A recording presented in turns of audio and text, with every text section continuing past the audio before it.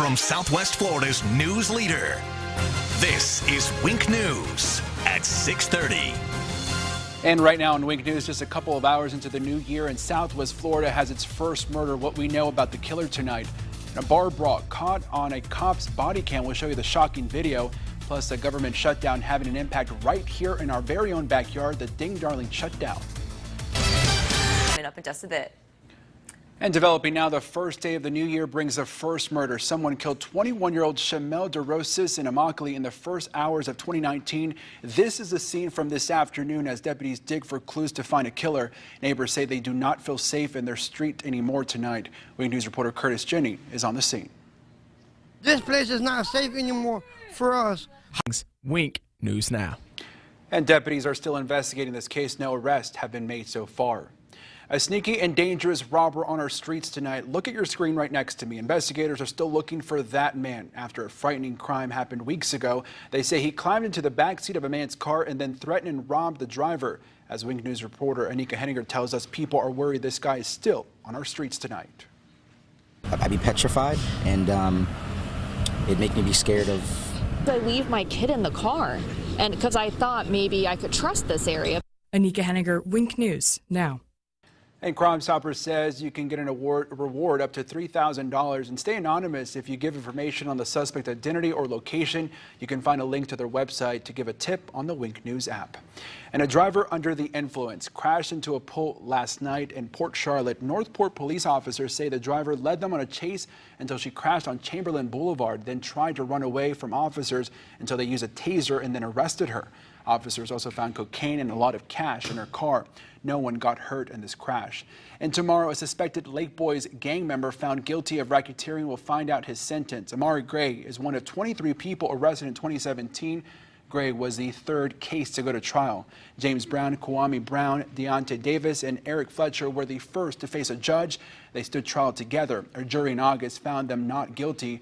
A jury found Tommy Williams guilty in November. There are still 16 cases left to go throughout the court system. And the Bonita Springs home where a woman was brutally murdered will go up for auction. Bids on the Seavers home will start on January 11th. It's already in foreclosure. Investigators believe Dr. Teresa Seavers' husband plotted her murder in 2015. Mark Seavers is accused of enlisting his best friend to carry it out. Seavers' case has yet to go to trial.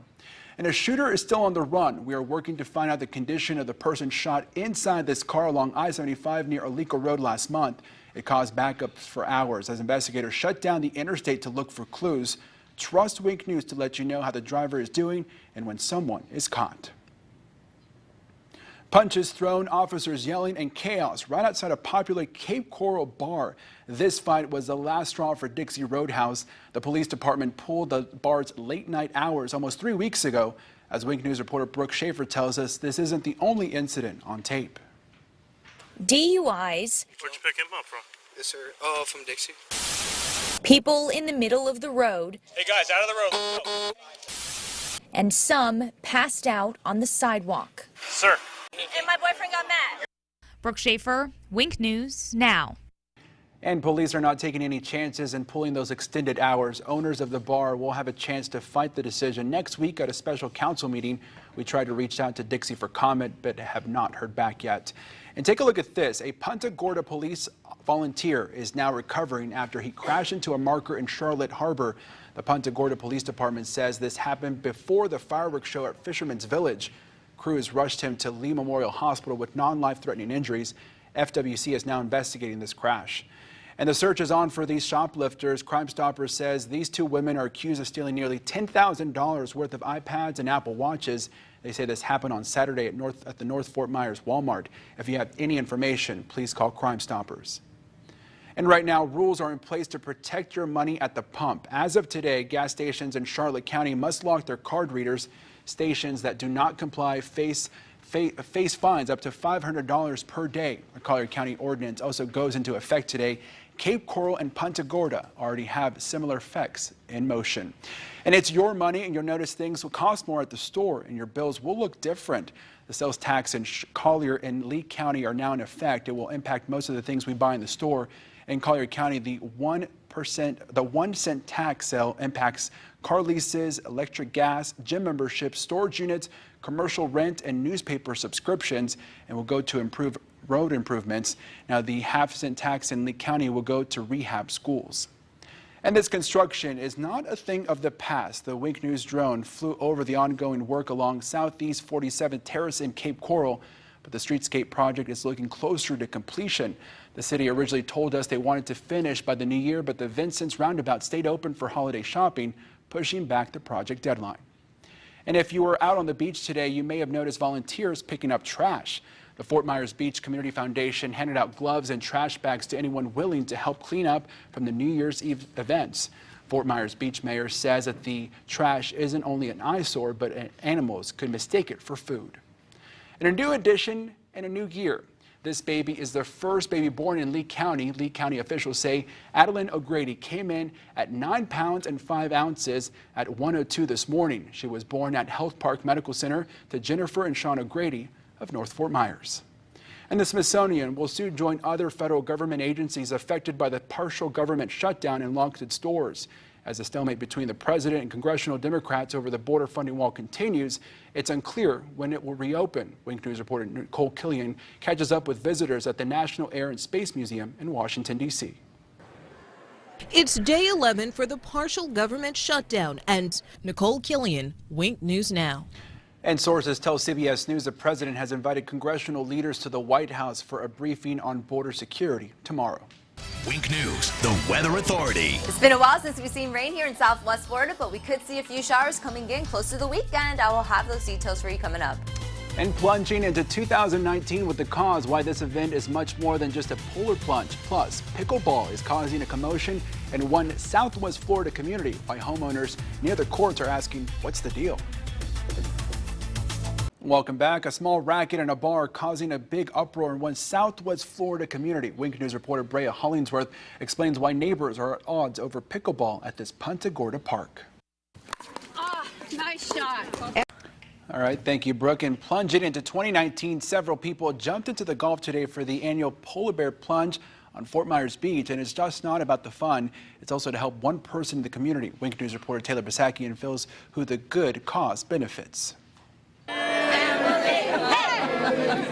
Leaving 2018 behind and plunge news now. And the money raised from today's plunge will help Miller with his medical and living expenses. And you can start the year off by helping our community too. We are less than a month away from the Wink News Hunger Walk. For every $1 we raise at the walk, the Harry Chapin Food Bank can turn that into $8 worth of food. So far, we raised more than $136,000, but you still have time to help us raise more. The walk is on January 19th. To sign up or donate, head on over to winkhungerwalk.com. You can find more information on how to sign up on the Wink News app. And still to come on Wink News, a real humdinger at Ding Darling, why parts of the refuge are off limits. Shut down right now as the government shutdown lingers, so its impacts right here in Southwest Florida. And today it's quite noticeable to visitors at the Ding Darling Wildlife Refuge on Sanibel. Wink News reporter Brendan Leslie shows you why. The Chapman family came all the way down from Pennsylvania with hopes to enjoy the Ding Darling National Wildlife Refuge. Over the holidays, it's great. Wink News now. And it wasn't a total loss for a vacation for the Chapmans. While they couldn't visit the education center, the park does remain open to the public, and they enjoyed a family hike.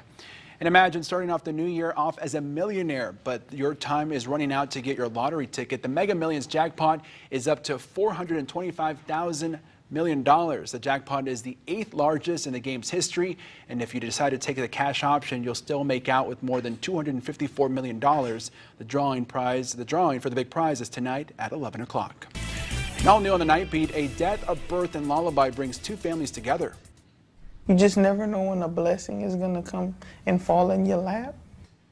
The bittersweet story of this boy's middle name tonight at 10. Now today on the forecast, really sunny, and people really took advantage of all that, from the pickleball to Ding Darling to the polar bear plunge. People were really out there enjoying their fun. Definitely. I mean, you want to take advantage of temperatures in the 80s, especially this time of the year when, we have friends all the way out in the Dakotas in the negatives. Right? Yeah, so you know what? We have the 80s. I was really happy New Year's Eve not having to wear a jacket or a coat. It was very comfortable. I was talking to my husband in South Texas, and it was in the 40s or 50s there. No way. So, yeah. All right. Well, thank you so much for watching. The Big Bang Theory is up next on WXCW, and Wink News continues on Wink TV at 7. Have a good night.